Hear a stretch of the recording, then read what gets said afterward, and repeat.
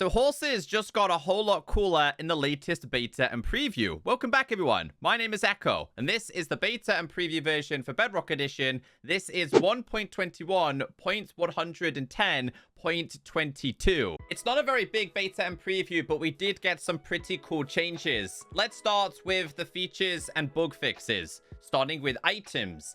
Fixed position of the copper golem spawn egg to be after the iron golem spawn egg, and this is referring to the creative menu. So you just type in spawn. As you can see, we do have the iron golem. Right next to it, we now have the copper golem. Now it's about time they added this. Added armor and armor toughness values to armor tooltips. We have a bug report.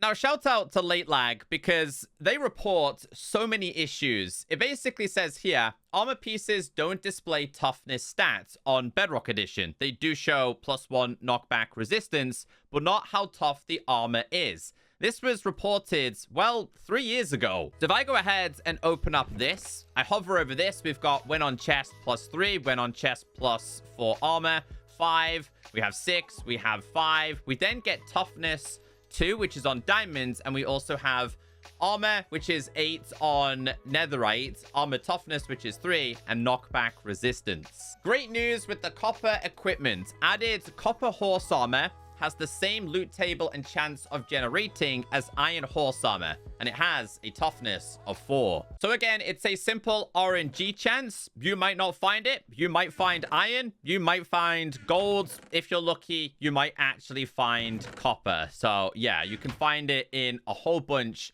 of different loot chests. So I gathered a couple of different horses and just wanted to show you some different designs and how cool this actually looks. I do like this one, but I stand by what I said. The darker horses, it just seems to blend so much better than the lighter horses. That's just my opinion, though. I think this is a great introduction, but I can't believe we got copper horse armor and not netherites. Okay, moving on to the changes with blocks. They said fixed issue with being unable to continue destroying valid blocks in adventure modes when they are behind water. Hoppers and droppers can now add or remove items to/from the shelf. So I'm going to grab all of these. While we just wait, I'm going to put this inside of here. It's going to start to fill up if we slap this. As you can see, we have a copper chest there. We now have horse armor, and we also have ourselves a wonderful copper golem statue. Remember, they can hold up to a stack of an item. But I actually found something really cool with this. Like, you can take basically all of these, put them in here, put them into another hopper, and then it goes directly into a chest. I know people are going to come up with some really creative ways to use this, and I'm excited to see what they do. Just like on Java, lightning rods now oxidize like other copper blocks and the lightning rod on the copper golem. So we now have different styled ones of those, which again, you can scrape it off if you wanted to. So this would be your regular one. Over time, it's going to become exposed, then weathered, then fully oxidized. And obviously, we do have the wax versions. If you're trying to keep a specific design, you can go ahead and scrape all of these off if you wanted to, which will use up durability of your axe. You can go ahead and prevent this from aging at all. So yeah, pretty cool introduction. It looks like the developers gave in to the Bedrock community. The shelf. Shelves can now be waterlogged. Apparently on Bedrock Edition, it was like a bug. Not even a bug. It was basically working as intended. You are now actually able to waterlog these, which makes sense. You were able to do it on Java. It makes sense to do it on Bedrock. Now, bear in mind, what I'm about to show you is actually broken, but I do have a very good picture to show you how it works. Shelf storage now affects comparator's output signal depending on which slots are occupied. Right, all the information's inside of here. We have a lot. Each shelf slot corresponds to 1 bit. The signal strength is determined by converting the 3 bits of the slots into a decimal value. All slots empty, which would be 000, and this is indicating 000, nothing's inside of them. Hopefully that makes sense. It then says only the first slot occupied, which would be the first one, means a signal strength of 1. Second would be a signal strength of 2. Third one would be a strength of 4. All slots occupied would mean a strength of 7, but there is known issues. Comparators currently only read shelves that are in specific orientations. Comparators cannot read shelves through blocks currently. They also fixed the shelf place. We'll get into these in just a second. So how it's going to work is that this is going to have some form of output for us. I'm not a redstone person, but I will show you some pictures. So we go ahead and grab these. I believe this would be 1. Then this would be 2. And I'm just going to pull up the picture on my side real quick. So that's power of 1. That would be 2. I believe this would be 3. In order to get level 4, you would have to do it like this, from my understanding.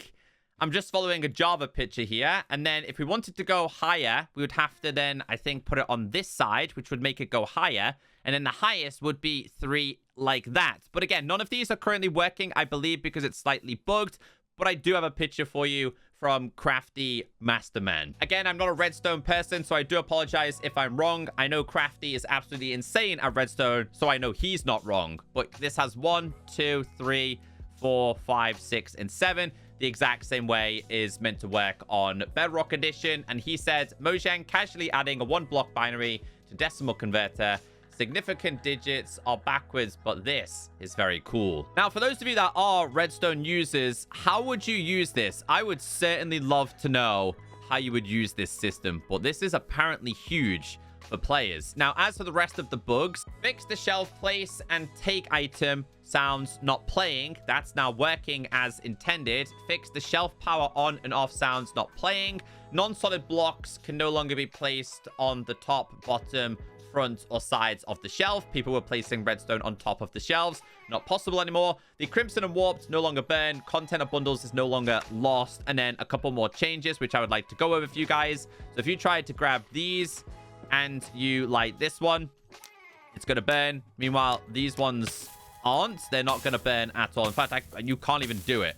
Physically won't let you. So this one will actually do it. And then there was a bug with these. If you had this in here, then took it off, you would actually lose your content. So if you go ahead and break this real quick, I'm hoping same applies. We do not lose it. So if I open this up, I want to show you guys something really cool that was also introduced.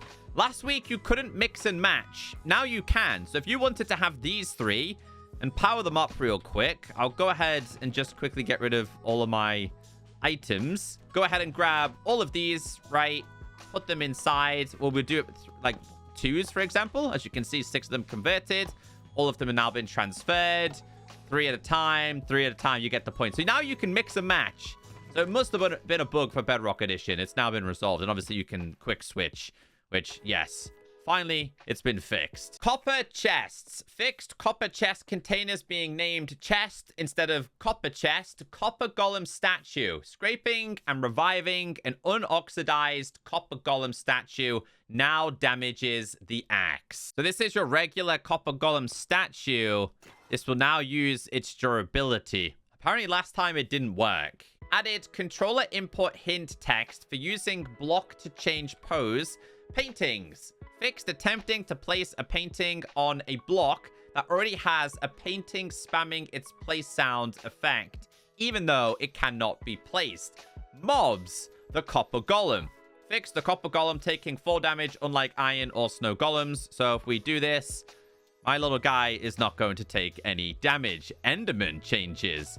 It says here, fix certain transparent blocks being opaque when held by an Enderman. We have a bug report. Parity issue, glass blocks held by Enderman are visually opaque. And we have a couple of pictures here which do show the issues. This is Java, not an issue. This is Bedrock. Moving on to gameplay. Fixed a bug that caused the facing direction of command blocks to differ from all other blocks like pistons and dispensers when placed in certain coordinates in the world. Rider rotation lock now applies to cameras when using camera relative movements.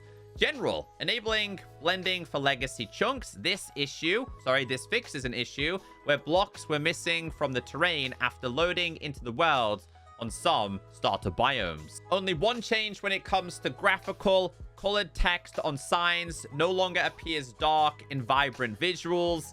Realms, fixed realms crash in liquid sensing system. UI technical changes. Let's read that changelog. So in terms of user interface, a few touch control related changes. We have a bunch of technical updates like AI goals, commands, components, and a few more. If you're interested in the technical side, the changelog down below. I hope today's video has kept you all updated. Let me know your thoughts and opinions on these changes. I'm really happy with the copper armor. This update is expected around about September. I don't think it's going to be massive, but I think the content is pretty cool. Have a wonderful day.